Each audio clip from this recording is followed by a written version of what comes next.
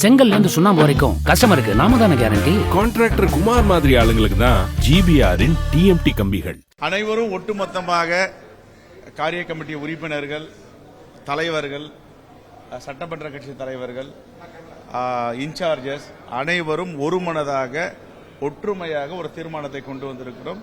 ராகுல் காந்தி அவர்கள் பாராளுமன்றத்தின் தலைவராக வேண்டும், ஆப்போசிஷன் லீடராக அவர் வர வேண்டும், எதிர்க்கட்சி தலைவராக வர வேண்டும் என்று பல காரணங்களை விவாதித்து இருக்கிறோம். எல்லோரும் ஒருமனதாக அந்த தீர்மானத்தை நிறைவேற்றியிருக்கிறோம். அவர் வந்தால்தான் இந்த தேசத்துடைய முகம், இந்த தேசத்துடைய குரல் என்பதை இந்திய நாட்டு மக்கள் ஏற்றுக்கொண்டிருக்கிறார்கள். அனைவருடைய விருப்பமும் அவர் தான் வழிநடத்த வேண்டும் பாராளுமன்றத்தை எதிர்க்கட்சி தலைவராக.